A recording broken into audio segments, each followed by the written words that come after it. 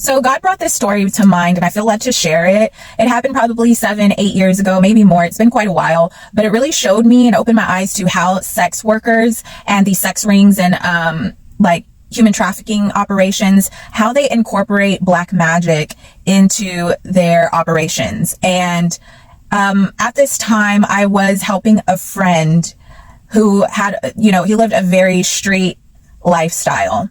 And I was trying to, help him come closer to God and teach him about scripture, the word, and spiritual warfare and all these things. Well, one night I had a dream about him, and in the dream, a demon was coming behind him. He was like bent over, like kneeled down on the floor, and his back was exposed, and this demon was walking to grab him by the back. And in the dream, I got in between and I, intercepted, and I laid my hands on his back and I began to intercede for him.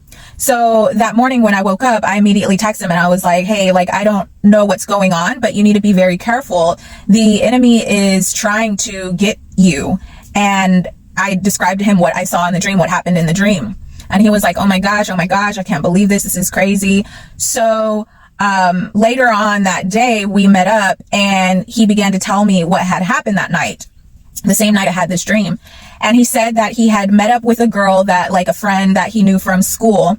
And they met up and she took him to a hotel, and it ended up being a prostitution ring.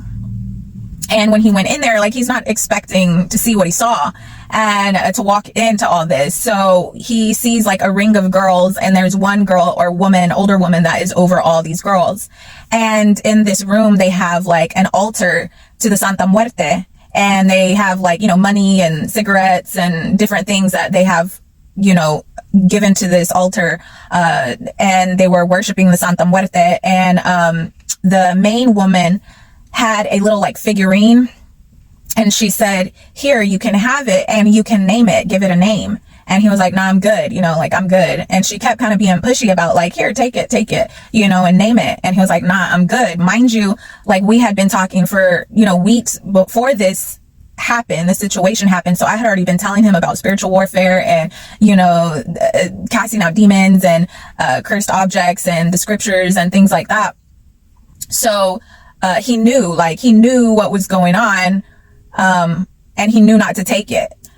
So yeah, he shared that with me, and he started crying because this whole situation really shook him up, and he wasn't expecting to walk in on all that and see all that. And which was a big deal for me because he's covered in tattoos, from head to toe. His face, he's got face tattoos.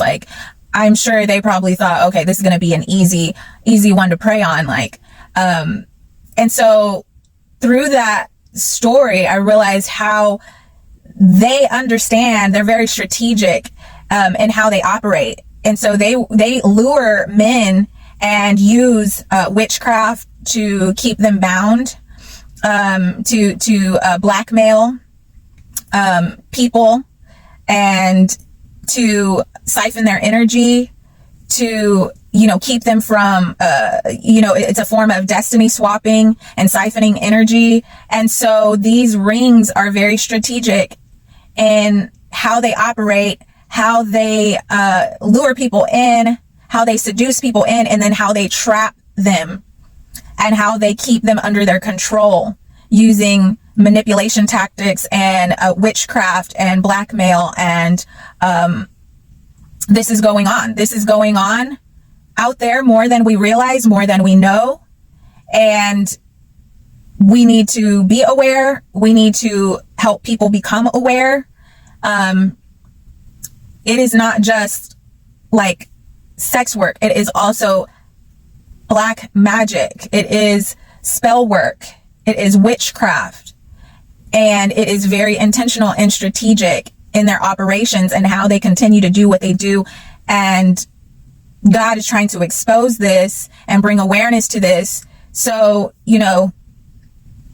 justice can come forth. There's so much corruption going on. There's so much corruption, and the operations are also, within our governmental system, intertwined within businesses and things in our day to day. This stuff runs so deep, and they're so efficient in what they do and how they operate. And so we need to be aware, and people need to be careful. You need to be careful with who you are around.